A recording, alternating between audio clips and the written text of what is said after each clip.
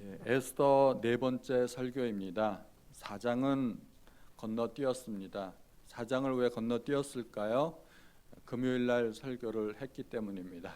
4장은 건너뛰고 오늘 이제 에스더 네 번째 설교입니다. 금요 예배까지 합치면 다섯 번째 설교죠. 혹시 에스더 설교를 반복해서 들으니까 조금 지루하신가요?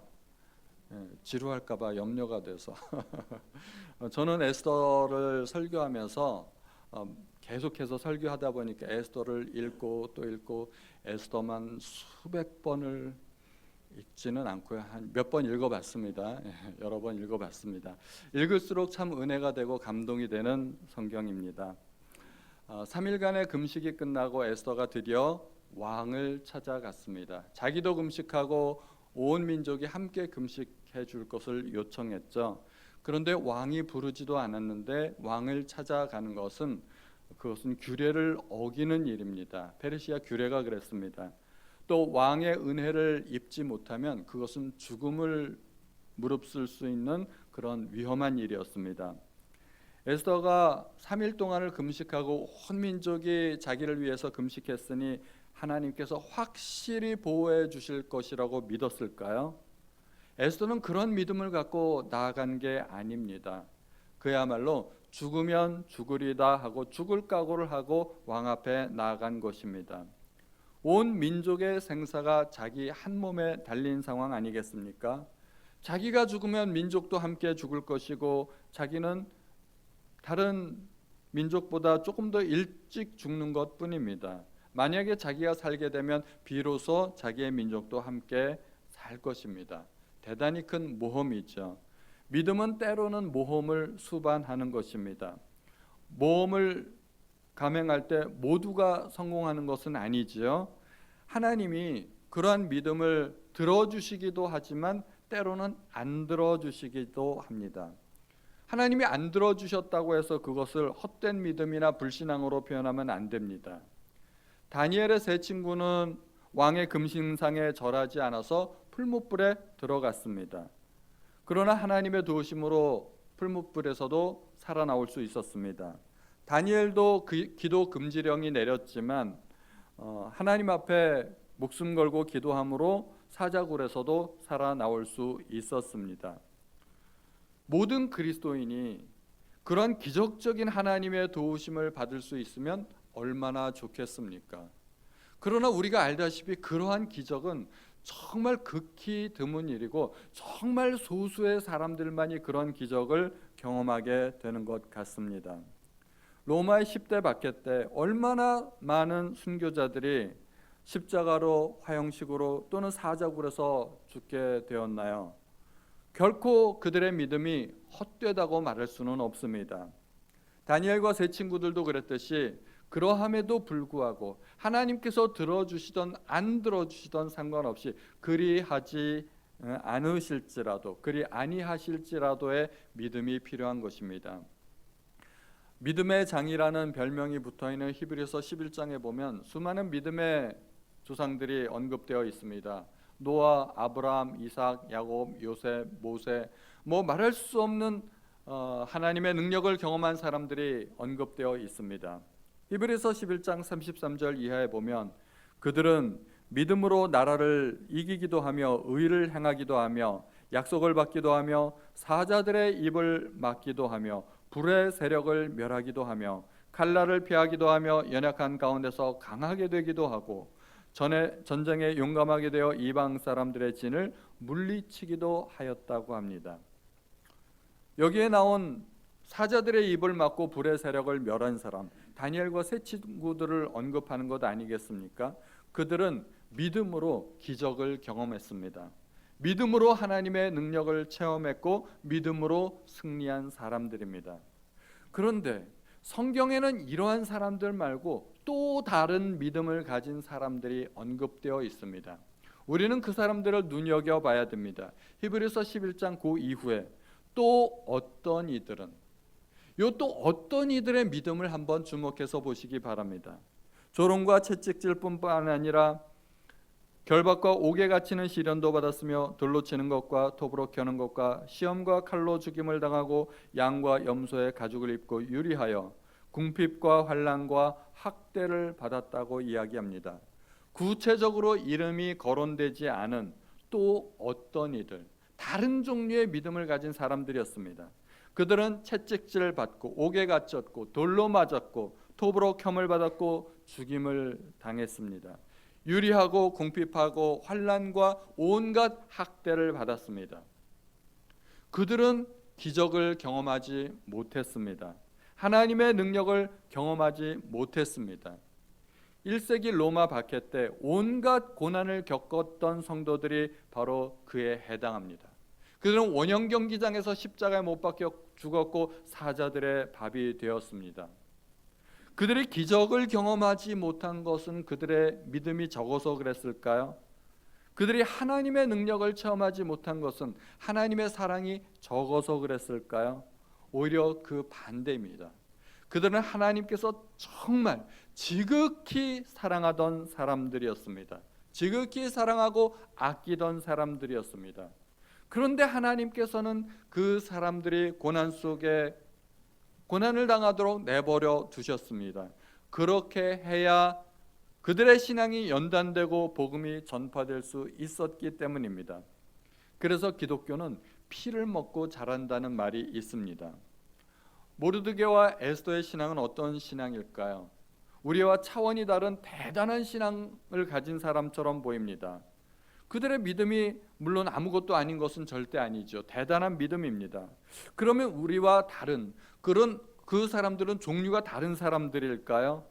모르드게가 하만에게 무릎 꿇지 않은 것은 목숨을 건 신앙의 절개를 지키고자 함인데, 그럼 모르드게는 전혀 두려움 따위는 존재하지 않는 그런 사람일까요? 그렇지 않습니다.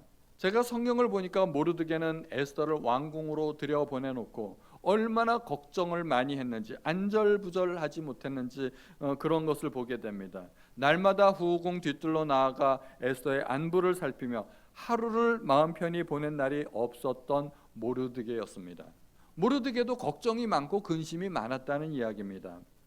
에스더는 죽으면 죽으리라 하는 절개로 믿음으로 왕 앞에 나와갔습니다. 하나님께서 반드시 구해주리라 하는 믿음이 있었을까요? 그렇지 않습니다. 에스더는 오히려 죽기 위해서 왕 앞에 나아갔습니다. 에스더가 처음 왕 앞에 나아갈 때도 처녀들이 구할 수 있는 용품을 하나도 구하지 않은 것은 왕비가 될 확신이 있어서가 아니라 오히려 왕비의 자리에 연연하지 않았고 포기했기 때문입니다. 에스더는 3일을 금식하고 왕 앞에 나아갈 때 왕후의 예복을 입었다고 합니다. 왕후가 왕 앞에 나아가는데 왕후의 예복을 입는 것은 마땅한 일 아니겠습니까? 당연한 일을 성경에 기록했을까요? 본문의 뉘앙스는 그렇지 않습니다. 최선을 다해서 자기를 꾸몄다는 의미가 있습니다. 가장 아름다운 모습으로 할 수 있는 모든 정성을 다해 의관을 정제한 것입니다. 왕 앞에 잘 보이기 위한 모습도 있지만 사실은 자기가 마지막으로 입는 왕후의 예복이기 때문일 것입니다. 일제강점기 때 독립투사들의 사진이 몇 장 있습니다. 빛바랜 독립투사들의 사진을 보면 독립투사들은 사진을 찍을 때 항상 그들이 가지고 있는 최선의 정장으로 사진을 찍었다고 합니다. 왜냐하면 그들은 언제 어떻게 죽을지 모르는 사람들이기 때문에 사진만큼은 가장 좋은 모습으로 남기고 싶었기 때문이라고 합니다. 그래서 독립투사들은 사진을 보면 이게 도대체가 독립투사들의 모습이라고 믿어지지 않을 만큼 가장 점잖고 잘 좋은 옷을 입고 그런 정장으로 사진을 찍었다고 합니다. 그리고 전쟁에 나가서는 초계와 같이 목숨을 버렸던 것입니다. 에스더가 입은 왕후의 예복은 그런 의미입니다. 하나님께서 은혜로 베푸신 왕후의 자리입니다. 왕후의 예복을 입을 수 있었던 것은 오직 하나님의 은혜일 뿐입니다. 그러나 그 은혜도 마지막 날이라고 생각되었기 때문에 왕후의 예복으로 의관 정제하고 입었던 것입니다. 죽는 순간까지 가장 품위 있는 모습으로 죽기 위해 예복을 입은 것입니다. 에스더는 그렇게 왕후의 예복을 입고 왕에게로 나아갔습니다. 후궁에서 출발해서 세 개의 안뜰을 거쳐 왕 앞에 도달하게 됩니다. 바깥 안뜰은 일반 대중이 접근할 수 있는 곳입니다. 중간 안뜰은 왕의 신하들이 접근 가능한 곳입니다. 안쪽 안뜰은 왕족만이 접근 가능한 것입니다. 신분의 지위 고하에 따라서 접근 권한이 달랐던 것입니다. 그런데 어전은 누구도 접근할 수 없는 곳입니다. 어전에 들어올 수 있는 사람은 미리 명단이 다 기록되어 있는 것입니다.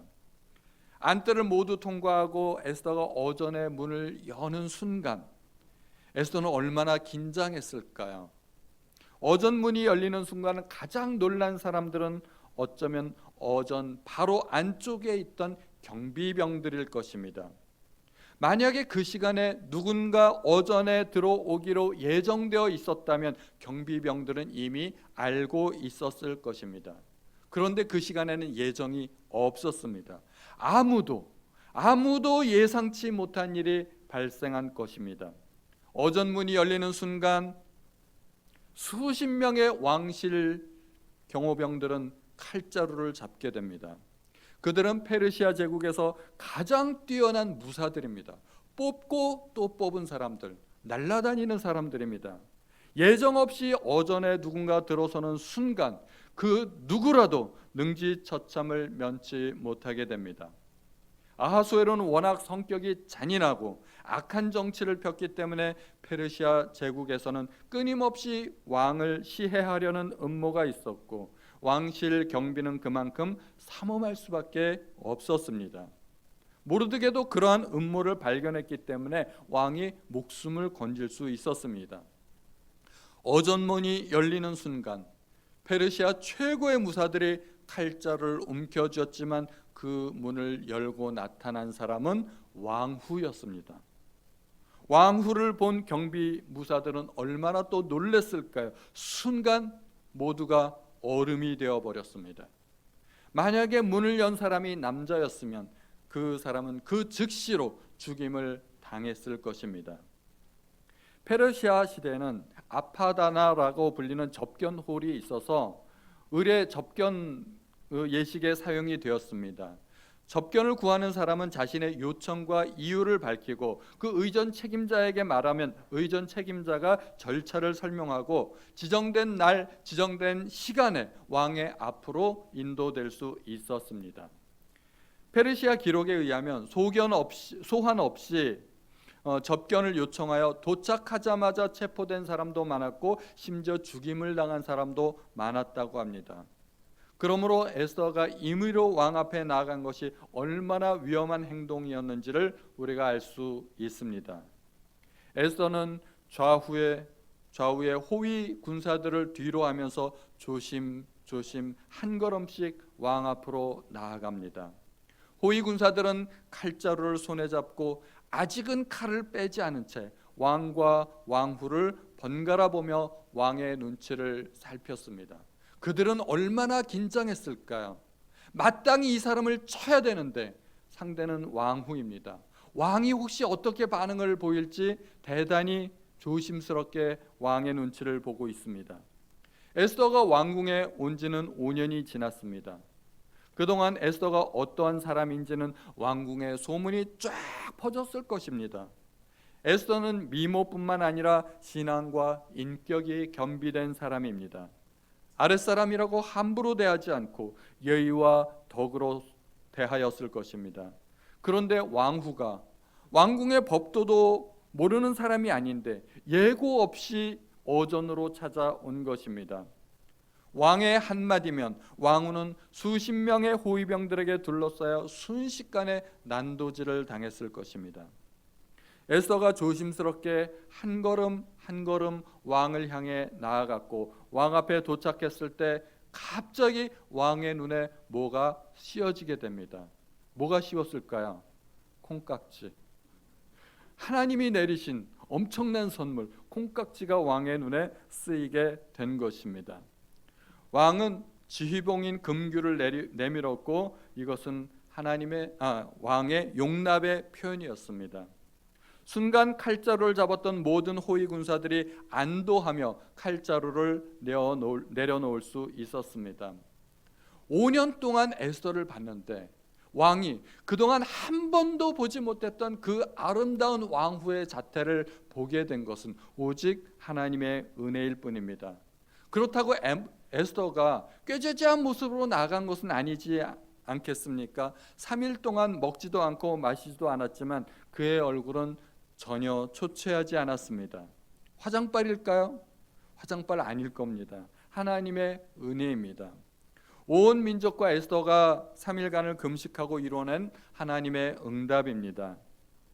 마치 다니엘과 세 친구들이 왕의 진미를 거부하고 채식만을 먹었지만 왕의 진미를 먹는 다른 소년들보다 훨씬 더 얼굴이 윤택해 보였던 것도 똑같은 하나님의 은혜입니다. 왕은 눈치가 빨랐죠. 왕후가 목숨을 걸고 여기까지 왔을 때는 뭔가 사연이 있는 것은 분명합니다. 왕후가 괜히 심시풀이하느라고 그 오전까지 목숨을 걸고 찾아왔을 리는 없지 않겠습니까? 왕은 자기가 베풀 수 있는 최고의 은총을 베풀게 됩니다. 왕후 에스더여, 그대의 소원이 무엇이며 요구가 무엇이냐? 나라의 절반이라도 그대에게 주겠노라. 이런 호의가 어디 있겠습니까? 제가 그 자리에 있었으면 저는 뭐라고 대답했을까요? 나라의 절반을 주십시오. 그랬다간 큰일 나는 거죠. 그랬다간 큰일 납니다. 에스더는 성급하지 않았습니다. 자기의 마음에 간절한 소원이 있었지만 당장에라도 그 소원을 말할 수 있었지만 에스더는 천천히 요구합니다. 에스더는 먼저 잔치를 좋아하는 왕에게 잔치에 초대합니다. 하만과 함께 오라는 것입니다. 이 왕이 얼마나 잔치를 좋아합니까?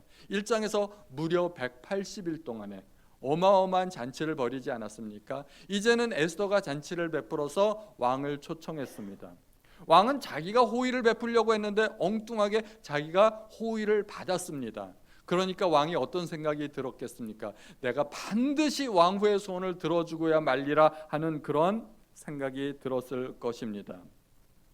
왕은 왕후의 잔치에 초대받은 것이 너무나 기뻤고 얼마나 기뻤는지 하만을 급히 부르라고 명령합니다. 사람을 보면 자기의 필요를 먼저 이야기하는 사람이 있고 상대방의 필요를 먼저 채워주는 사람이 있습니다. 에스더가 바로 그런 사람이었죠. 에스더가 왕을 잔치에 초청함으로 왕은 기분이 좋아졌고 왕후의 소원을 더 들어주고 싶었을 것입니다. 호의를 베풀려고 했다가 오히려 자기가 호의를 받은 것 아니겠습니까? 잔치에 초청받은 왕은 거듭 소원이 무엇이냐고 물었지만 에스더는 이번에도 대답하지 않고 또다시 왕을 잔치에 초청합니다.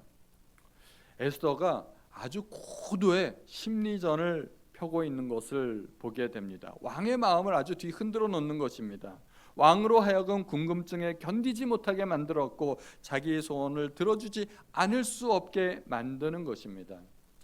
이것도 하나님께서 주신 지혜 아니겠습니까? 하나님께서 미모도 주시고 용기도 주시고 전략도 주시고 지혜도 주시고 보이지 않지만 하나님께서 일하고 계십니다.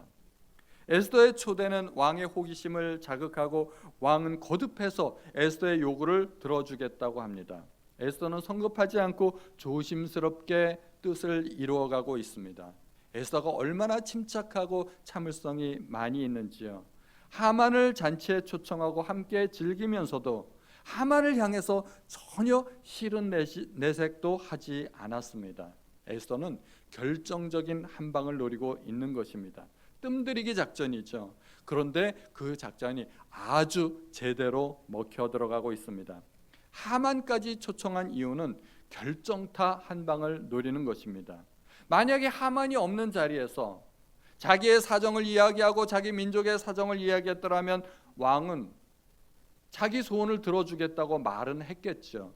그러나 그렇게 말을 하고 하만을 찾아가면서 넌 왜 그렇게 했느냐라고 물으면 하만이 또 자초지종을 설명하지 않겠습니까? 이 왕이 워낙 귀가 얇은 사람입니다. 하만이 뭐라고 이야기하던 그 말에 설득당하는 사람입니다.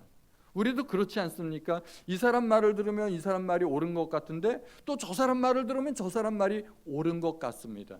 우리도 마음이 왔다 갔다 하는데 이 아하수에로 왕은 마음이 워낙 왔다 갔다 하는 사람 아니겠습니까? 그러다가는 왕후의 작전이 실패할 수 있다는 것입니다.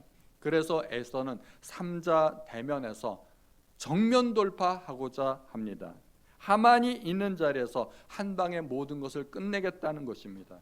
에스더의 용기, 지혜, 미모, 또 왕의 눈에 콩깍지까지 모두가 하나님의 은혜입니다. 에스더는 한 방에 이렇게 왕의 마음을 사로잡고 하만까지 빠져나갈 수 없는 궁지로 몰아치게 됩니다. 한꺼번에 두 남자를 조종하는 것이죠. 한자 숙어로 이걸 뭐라고 그러죠? 일타쌍피? 누가 그러더라고요. 일타쌍피라고. 한편 하만은 왕후의 잔치에 초청받고 매우 기뻤습니다. 얼마나 기뻤겠습니까?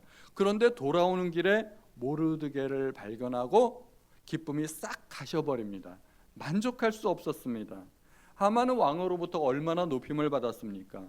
제국의 제2인자로서 부족할 것이 없었습니다. 70만이나 되는 한민족을 멸하겠다고 했을 때 왕은 조금도 의심하지 않고 자기의 인장 반지를 빼어줄 정도로 왕의 신임을 받았습니다.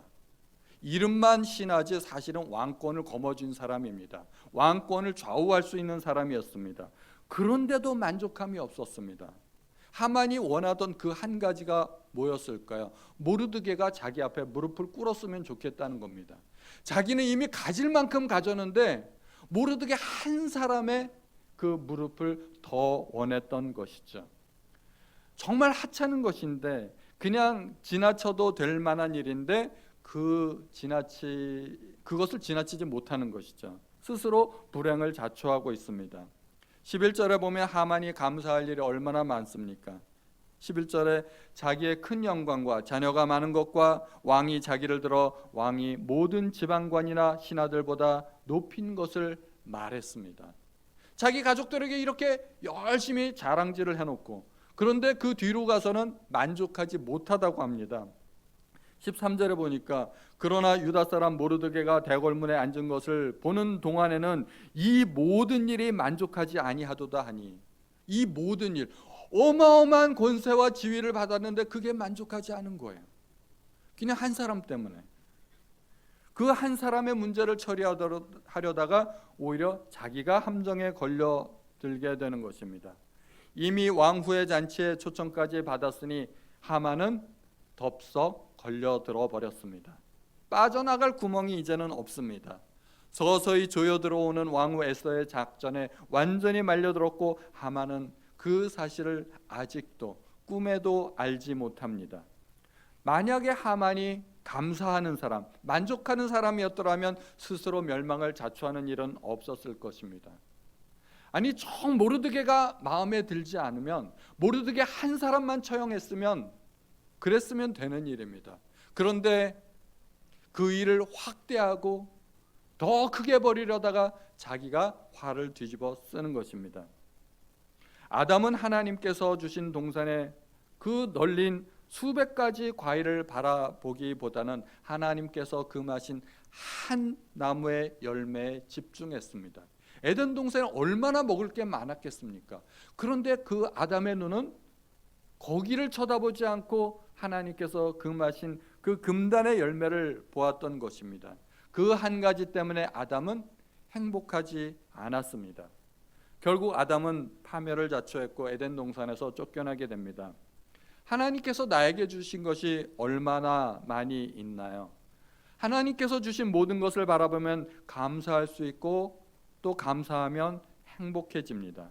그런데 나에게 없는 한 가지를 바라보면 우리는 원망이 생기고 불행하게 됩니다. 우리가 천하를 다 소유할 수는 없는 것 아니겠습니까? 바울은 어떠한 형편에서든지 자족하는 법을 배웠다고 합니다. 자족하니까 기뻐할 수 있었고 감사할 수 있었고 그로 말미암아 행복할 수 있었습니다. 빌립보서에서 바울은 감옥에 갇혀 있는 상황인데도 기뻐하고 자족하고 행복한 모습을 보이게 됩니다. 행복과 불행은 스스로 결정하는 것입니다. 내가 무엇을 바라보느냐에 따라서 행복과 불행을 선택할 수 있다는 것입니다. 그러므로 나에게 없는 것 바라보지 마시고 이미 가진 것, 나에게 있는 것을 바라보시기 바랍니다. 우리는 충분히 행복할 수 있는데 왜 그렇게 애써서 불행을 선택하려고 할까요? 그럴 이유가 없다는 것입니다. 어떤 장미나무는 하나님께 원망을 했다고 합니다. 나같이 아름다운 꽃을 피우는 나무에게 어울리지 않는 가시가 웬 말입니까? 어울리지 않습니다. 도대체 이게 뭡니까? 원망을 했는데 그 옆에 있던 장미나무는 이렇게 이야기했다고 합니다. 나 같은 가시투성이 나무에 이렇게 아름다운 꽃을 주셨으니 감사할 따름입니다. 여러분 같으면 어떤 장미나무를 키우시겠습니까? 두 번째 나무. 두 번째 나무 키워야 되지 않겠습니까? 첫 번째 나무는 어떻게 할까요? 뽑아다가 갖다 버리면 되죠. 우리는 당연히 그런 선택을 할 것입니다. 하만의 아내 세레스와 모든 친구들은 모르드게를 달기 위해 50규빗이나 되는 나무를 준비하라고 합니다. 하만의 주변에 있던 사람들이 다 똑같은 사람들입니다. 한 사람도 하만에게 그러면 안 된다 만류하거나 정신 차리라거나 감사하라는 그런 말을 하는 사람이 없습니다. 모두가 그 나물에 그 밥인 것이죠. 하만보다 나을 것이 하나도 없는 사람들입니다. 하만 주변에 있는 사람들이 이렇게 똑같이 악한 이유는 무엇일까요? 하만이 악한 사람이기 때문입니다. 그래서 원래 유유상종이라고 하지 않습니까? 끼리끼리 모이는 법입니다. 악한 사람들은 악한 사람들끼리 뭉치는 것이죠. 내 주변에 좋은 사람들이 많이 있어지려면 우리는 어떻게 하면 될까요? 내가 좋은 사람이 되면 됩니다. 내 주변에 나쁜 사람이 많아요. 이유가 뭘까요? 내가 나쁜 사람이기 때문에. 그러니까 주변 사람들 원망하지 마시고 좋은 사람이 되려고 노력하시면 됩니다. 이번에 대통령 선거가 있지 않았습니까? 저는 1번을 지지하는 사람도 만나봤고 2번을 지지하는 사람도 만나봤습니다. 그런데 반응들이 재밌어요. 1번 지지하는 사람은 선거 전에 자기 주변에는 1번 지지자들밖에 없다는 거예요. 2번을 지지하는 사람을 만나봤더니 자기 주변은 하나같이 전부 다 2번을 지지한다는 거예요. 왜 그럴까? 1번을 지지하는 극단주의자를 만나본 적이 있는데 2번을 선호한다는 이야기를 하는 사람이 있으면 그 사람하고 아예 단절을 해버려요. 대화도 안 나눠요. 내 옆에서 꺼지라고 얘기합니다. 그러고서 1번 지지자들의 모임 속에 가서 열심히 그 속에서만 활동하는 거예요. 그러니까 자기 주변은 1번 지지자들밖에 있을 수가 없는 거죠. 또 2번 지지자도 똑같습니다. 내 주변에 똑같은 사람들만 모아놓고 내 주변은 그런 사람들밖에 없다고 말을 하는 것은 그거는 잘못 생각한 것이죠. 나와 다른 사람들이 얼마든지 있다는 것을 알아야 되는데 내가 그런 그룹 속에 속해 있으면 그런 사람들밖에 안 보이는 겁니다. 우리가 교회에 있으면 다 신앙인들만 만나지 않겠습니까? 세상에 나가면 세상 사람들을 더 만나게 되는 것입니다. 그러므로 우리는 어찌하든지 좋은 사람들 그룹에 속해서 좋은 사람들을 많이 만나야 할 줄로 믿습니다. 하만도 그의 아내도 또 주변의 모든 사람도 무죄한 한 사람을 처형하고자 50규빗이나 되는 나무를 준비하라고 하지만 그 나무에 하만의 아내는 자기 남편이 달리게 될 줄이야 상상이나 했겠습니까? 악한 일을 심으면 악한 일을 거두게 될 것입니다. 두 여인이 나오는데 하만의 아내 세레스와 또 에스더입니다. 두 사람의 지혜는 어쩌면 이렇게 다를까요? 살리고자 하는 사람이 있고 죽이고자 하는 사람이 있습니다. 두 여인은 배우자인 두 남자를 조종하고 있지만 목적이 전혀 다르다는 것을 보게 됩니다. 모르드게와 에스더는 이러한 절체절명의 위기에서 오직 하나님만 의지합니다. 에스더가 만약에 살고자 하는 생각이 있었더라면 얼마든지 그런 선택을 할 수도 있었습니다. 그러나 언젠가는 자기의 정체도 드러날 것이고 또 교만한 하만의 계략에 넘어 언제 넘어갈지 모르는 일입니다. 자기 민족이 다 죽었는데 자기 혼자 살아남아서 뭐 하겠습니까? 그러한 상황에서 에스더는 목숨을 걸었습니다. 주님께서 말씀하신 역설의 진리가 있지 않습니까? 누구든지 자기 목숨을 구원하고자 하면 잃을 것이요 누구든지 나와 복음을 위하여 자기 목숨을 잃으면 구원하리라. 주님이 말씀하신 진리는 세상의 원칙과 완전히 정반대입니다. 그래서 우리가 잘 안 믿어져요. 누구든지 높아지고자 하는 자는 낮아져야 하고 다른 사람을 섬기는 자가 되어야 하리라 했는데 그것이 세상의 원리와 반대된다는 것입니다. 주님이 말씀하신 역설의 진리가 에스더에게도 해당되었습니다. 이 상황에서 드디어 하나님이 일하기 시작하셨습니다. 얼핏 보면 에스더의 용단과 기지가 돋보이는 것 같지만 왕의 눈에 콩깍지를 씌운 분도 하나님, 에스더에게 기지를 주신 또 용기를 주신 분도 하나님이십니다. 하나님이 일하십니다. 하나님이 아무 일도 안 하시는 것 같지만 하나님은 조용히 은밀하게 위대하게 일하십니다. 혹시 절체절명의 위기 가운데 계신 분이 계신가요? 하나님은 왜 나에게 아무런 응답을 주시지 않는가 답답하신 분이 계신가요? 그러나 하나님은 지금 이 순간에도 일하고 계신 하나님이심을 잊지 않으시기 바랍니다. 눈에 보이지 않게 일하시는 하나님만 간절히 의지하시는 우리 성도님들 되시기를 주님의 이름으로 축원드립니다.